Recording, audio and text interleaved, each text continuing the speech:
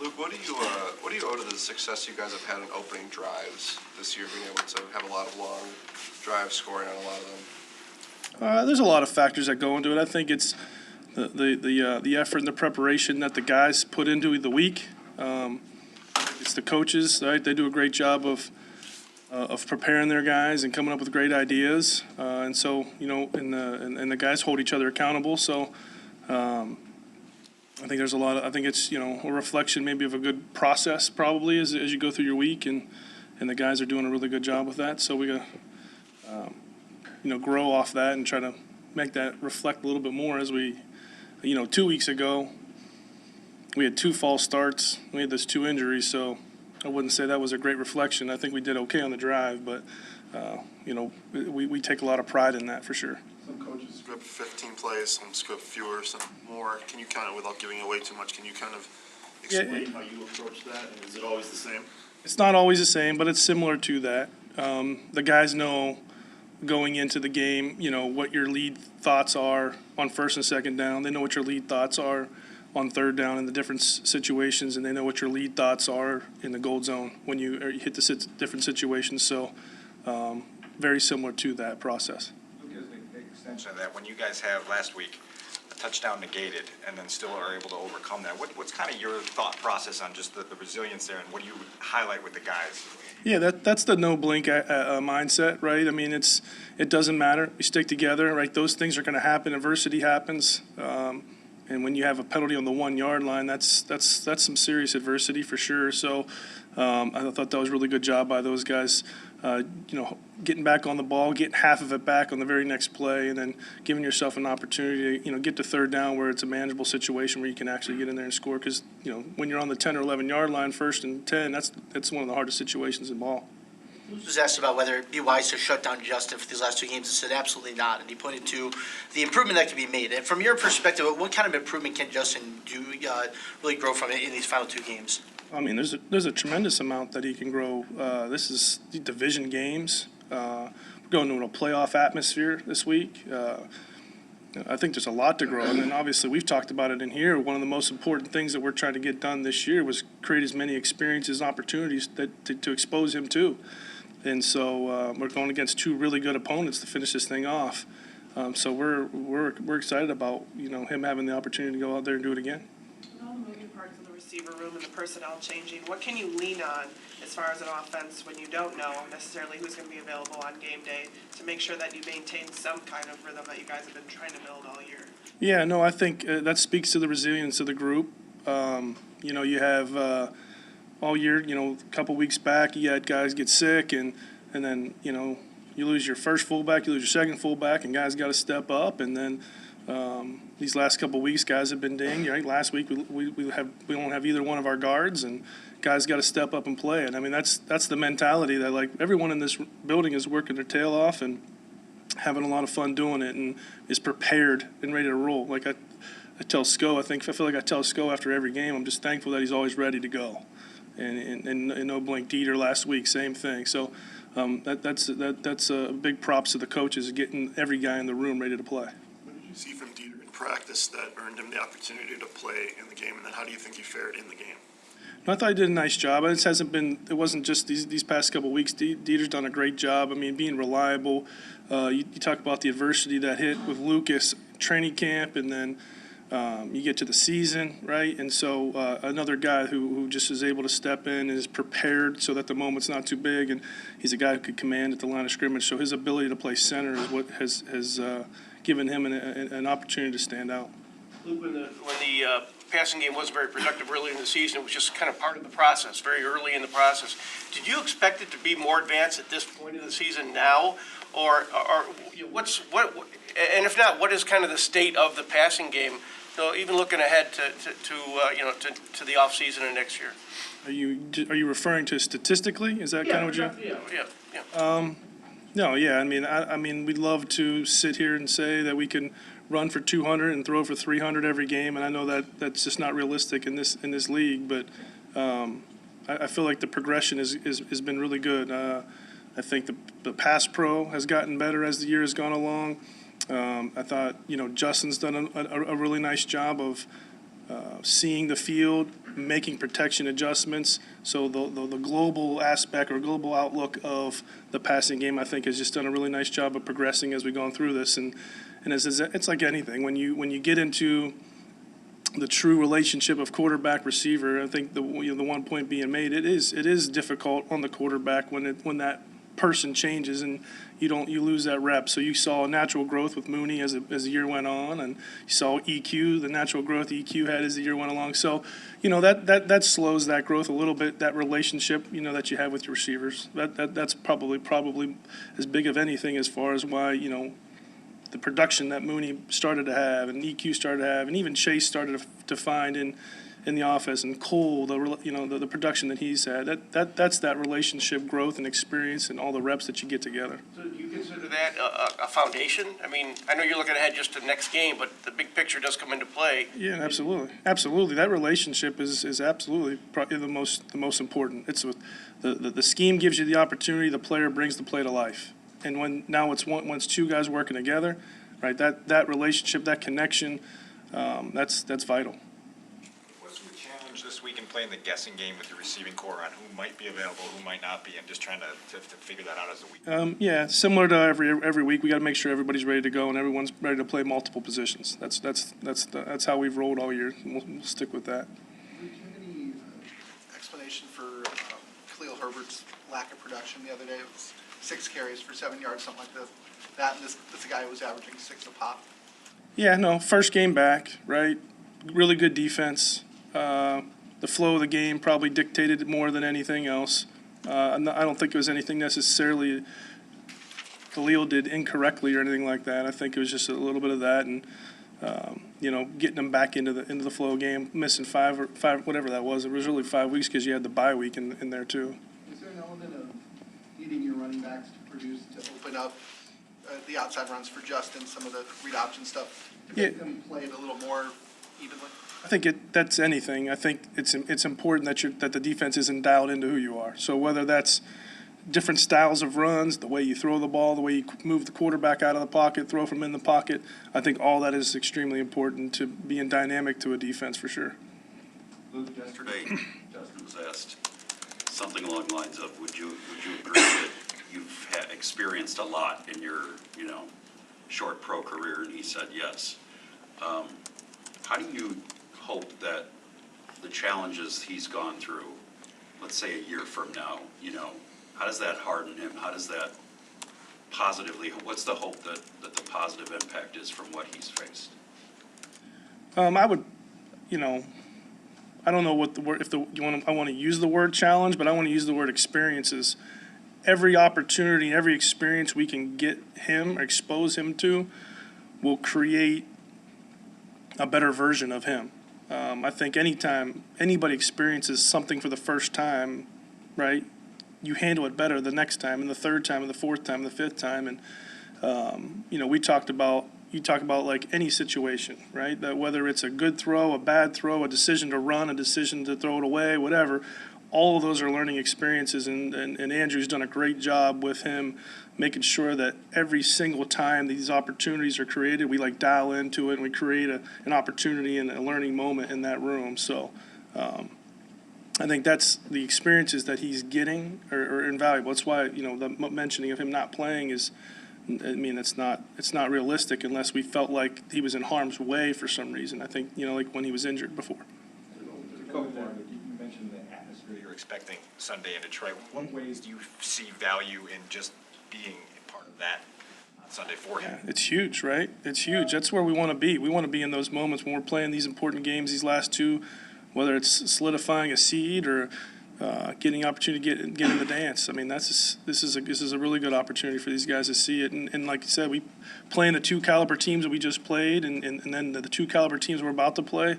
This is why we do what we do. Luke, the lack of continuity in the offensive line, which you expect some, but it seems pretty extreme for NFL standards. How much that hasn't prevented you from leading the league in rushing, but how about for pass protection? I know you said it's been better, but is that one of the reasons why your pass protection has not been as good overall, start to finish? Is that Yeah, I mean, I wish, we could have 5 guys play all year. I feel like you guys asked me this question in training camp, and we're dancing around it then too, right? Obviously you'd rather have 5 guys play all year, stay healthy. That's not realistic necessarily for most teams in this league, and it's not an excuse, and it's not. We have to overcome it. We have to find a way. That's our jobs, and the guys in this building, they attack it that way too. So. I don't see it that way. I don't see it as the reason why. I see it as it doesn't, anybody that's putting on a Bears jersey has to be ready to rock and roll and play at the highest level. But even if you're not like the Eagles, I think they've had all 5 for most of the year, you still want it better than what it's been, right? I mean, isn't this more than, No, I mean, yeah. It's hard to survive like that, isn't it? Yeah, you want it to be better for sure, and we gotta, and it'll be better if we're executing a little bit better. I put it more on us, and we have to execute at a higher level. So we got to coach it better, and the guys got to execute it better. And regardless if it's the original 5, the middle of the year 5, or the right now 5, that can't be used as an excuse. Can't do that. Thank you. Your sort of breakdown of Kyler's interception and what he did and sort of falling back into that throwing lane there. Yeah, I'm not going to tell you we were all in the right coverage there first. So sometimes you do the wrong thing, you stumble into something. I'm not saying that's what happened on that play, but nope. Well, all I can say was that he dropped at the right angle that he thought he should, and the quarterback threw the ball. And sometimes when you're not paint by numbers, you can be in the right place. And the one thing that I would say was, though, we've been preaching going up, getting the ball, hands working together, high pointing it, and he went up and got it, and I was happy to see that, that he turned the ball over for that ball game. Have you noticed a difference in Kyler over the last couple of weeks, just becoming a ball hawk and being able to switch from nickel to outside? Because we were talking about how he's picked on a lot early in the season, and now he's kind of reaping those benefits, it seems. Yeah, it's a process. It's a process of feeling comfortable. It's a process of the routine. It's a process of getting familiar with the calls and what you're doing, and the banking the reps from each week. And so each week you see him just getting a little bit better, a little bit better, a little bit better. And in the NFL, it's a game of inches. So if you can get a little bit better each week, you start to become yourself.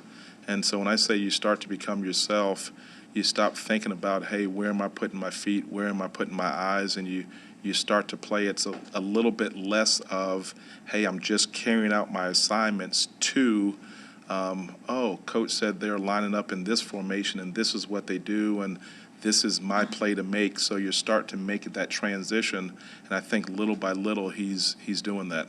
And then so you see a better product, you see a faster product. What's your level of disappointment in the run defense? Like, as far as when you mapped it out, you had people in play, personnel in place, you had a plan, you're implementing a defense. This defense has been really good against the run, even the first year in Indy, and just overall. What has gone wrong, and also how quickly can you fix it? Yeah, hopefully we fix it in a week. So that's the plan. And so, Big picture. no, realistically in a week, because we have done it. The week before, it was good run defense. The week after, very poor defense. And so it's a lot of things. And first it's, hey, we have to be stouter up the middle. You can't let people run down the middle of your defense. So that's number one. Number two is we have to fit up the run. So in this defense, you have to be gap sound, and guys have to read their keys first and then go where the assignment says go based on the coverage. So that's two. And then three is in the secondary, you can't let them, it may be a 10-yard, 15, 20-yard gain. It can't be a 30-yard gain. So we have to tackle well in the secondary. So each level has a responsibility. And then so we have to be a little bit more attention to detail and get guys on the ground when they get in the open field. And so my expectation is not the week after or next year. The expectation is that the run defense will improve this week, not the week after or next year. Does it have anything to do with like the implementation of this defense? You know what I'm saying, learning the defense? Is there an adjustment factor? What's different this year than like the first year in Indy, say? Yeah, I wouldn't even compare it to Indy because each team and each year is a little bit different in terms of the coach, the personnel, how things are going, the teams that you play. You'll see that a lot more quarterbacks that run the football than even last year or 2 years or 3 or 4 years before that. So I would just say that each time or each ball game, we have to make sure that we're gap sound, and there is a little bit of an adjustment period to learn the defense. Guys start to feel comfortable, like I said, in terms of guys knowing what they're going to do and not carrying out their assignment and not thinking and just playing. But I would say we still just have to trust that you don't have to make every play. You just have to make the ones that come to you based on the defense. What have you seen the Lions offense do well in the last 6 games since you guys played them? Well, you know what? We get this sheet each week, and it's if the guys are tops in the league, it's green. If it's somewhere in the middle of the pack, it's white, and then if you're not doing well, it's red. And we see green, green, green, green, greens in terms of scoring offense, green in terms of not turning over the football. They don't give the football away. They protect the ball. You see explosive plays, green. You see third down. They're doing well, third and fourth down. You see touchdowns, rushing and receiving, green. So they do a lot of things extremely well. And if you look at the trend is doing this. They're getting healthy. So they have dynamic wide receivers, so those guys are getting healthy. They have 2 good, really, running backs. So I know one's maybe a little bit beat up, but those guys, they have a capable third running back. So they are a really good team and a really good challenge. And I would say this, when you get in December, you got to learn how to practice well, play well in December, and win ball games. So this ball game is going to be a test for us. You have to win in December if you're going to be a good football team. And so, that's the challenge to the guys, to play well in December and January if you're going to be a good football team. Luke was saying it'll feel like a playoff atmosphere because obviously this is a Lions team fighting for something. What benefit is that for your young defense to go through that kind of atmosphere? Yeah, it's for everyone, not just them. And it doesn't start on Sunday. It really starts. It started already on Monday to say, hey, and this late in the season, it's going to be playoff atmosphere. They are in the hunt, so we have to prepare like that. You just don't all of a sudden go when the opportunity comes. Go, you know what? I've never done this before. I'm going to start preparing well. Start preparing like I'm going to the playoffs. It starts right now, and so you have to put your self in that frame of mind and how you practice, how you prepare, how you coach, and how you play, and that's our challenge. Specifically with Goff, with all the things you mentioned with their offense, what's impressed you in the last stretch of games about kind of the way he's catalyzed some of that? Consistency. That's the mark of a good player, that you're being consistent. So they're not turning over the football. They're taking care of the ball. They're scoring in different ways. If you look at the different people that get the ball, obviously they feed in the passing game. They feed St. Brown. They feed Swift in the passing game. But you still see that they're distributing the ball over the course of different guys, and they're balanced. Before, they've gone from running the football a lot to maybe throwing the football, and now you look at, hey, what they're doing, and you go before, hey, they were skewed one way. And so they did a great job of self-scout, and a lot of their things are, you can look at it and you go, up 50-50, up 50-50, or close to 50-50. So they're doing a good job of being balanced. Jameson Williams wasn't playing the first time you guys played the Lions. I'm sorry? Jameson Williams, he wasn't there first time you guys played the Lions. What kind of added wrinkle does he bring to the offense that you now have to prepare for? Speed. Yeah, speed. He can really run, and they're not doing a lot with him. You can see how little by little he's being implemented into the offense, and so you just have to be aware when, another guy, when he's on the football field, because he has the ability to be a dynamic guy with stretching the football field and getting behind the defense. With what Blackwell's done the last few weeks, what indicators are that they're staying power there? And if so, how does that alter maybe your thinking along the line, looking ahead as far as where your lineup in the secondary? The more that you can get guys to play consistent, and the more the better that the better guys play, that just means you have depth with your team, and you just want to see, hey, can he sustain? We talked about golf and the consistency. We just want to see, hey, is he improving? Can he be consistent in terms of what he's doing? And then that just means, in our defense, if you can play winning football, we will find spots for you to get on the football field. So we like what he does. We like his stamina. We like his smarts. He's starting to get a good feel for what he's supposed to do, and we locked him into that spot. And just looking to see, can he do that again this week against against a good player. Oh, sorry, do you have time for one? I got one more. Yeah, I got time. I know you guys always say next man up, but with those 3 rookie cornerbacks, do you ever go, wow, we got 3 rookies in here, 2 of them are undrafted free agents, they're doing a pretty good job. Are you impressed? You ever take that moment to reflect on the 3 rookies in there, or not really? Half an hour ago. So yeah, every time I go into the room and I'm in the meeting, and I go, whoa, we have, but you know what? I would say that no one outside of that room cares. So it's our job as coaches, and we're supposed to be the best in the world at what we do. If that's the case, that means you coach those guys up well. That means the standard is that they're supposed to play well. We tell them in way back in, August. We say, if you're sitting in the room, you're expected. DB is one of the most injured positions in football, so that means at some point your number is going to be called. If you're a professional, and they are, you need to prepare like at some point you're going to start.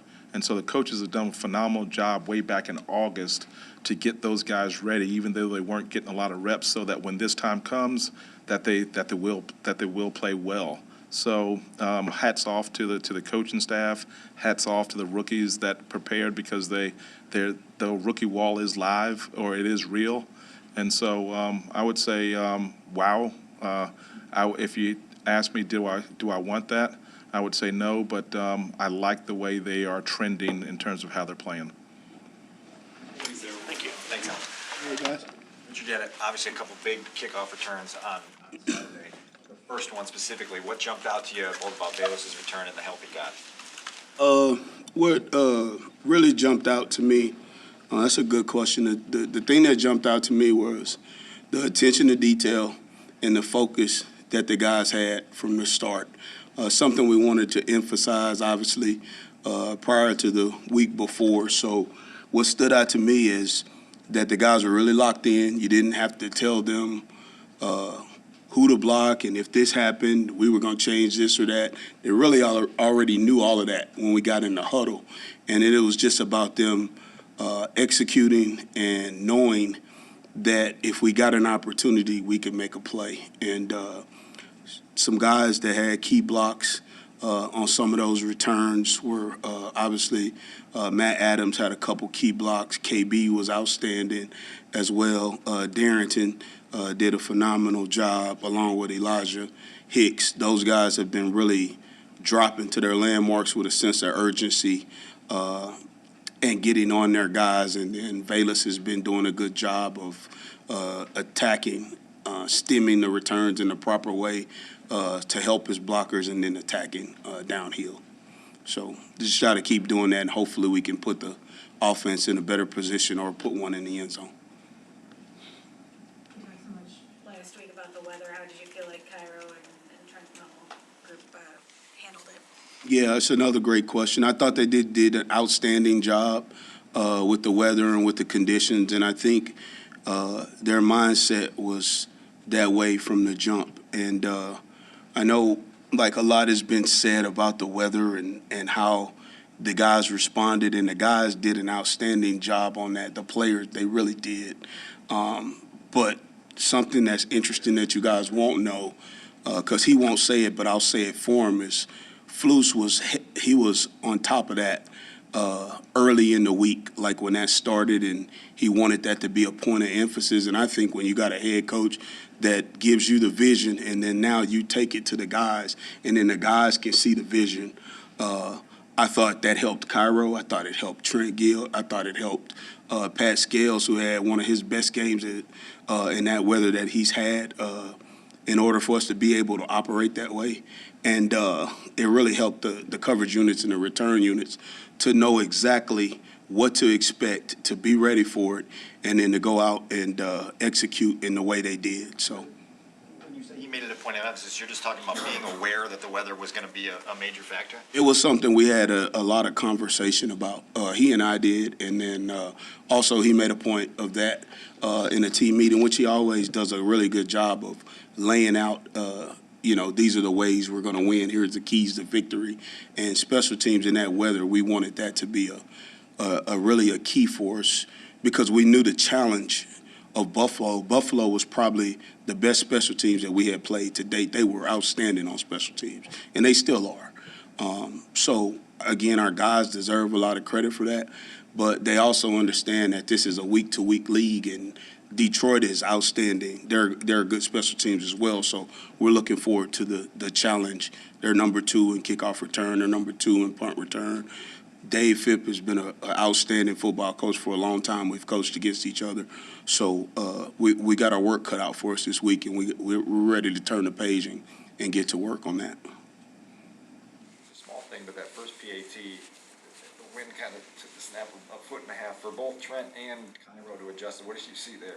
Yeah, that was weird. Like I told you guys, I was excited, and I think we all were. I think that was part of the reason, too. We were excited for the challenge because we didn't know what that game would be like. And that was wild. I have never seen that in 20 years of football.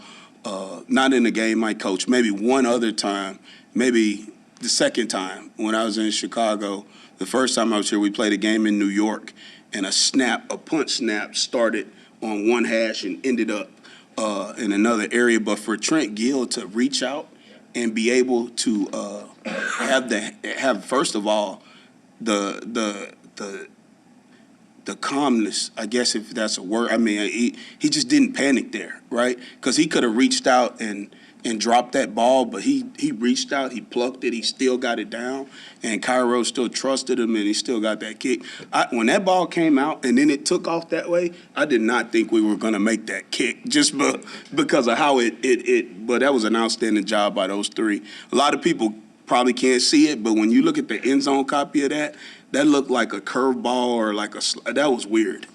But I'm happy they got it done. Thank you, guys. Good. Thank you all. Appreciate it.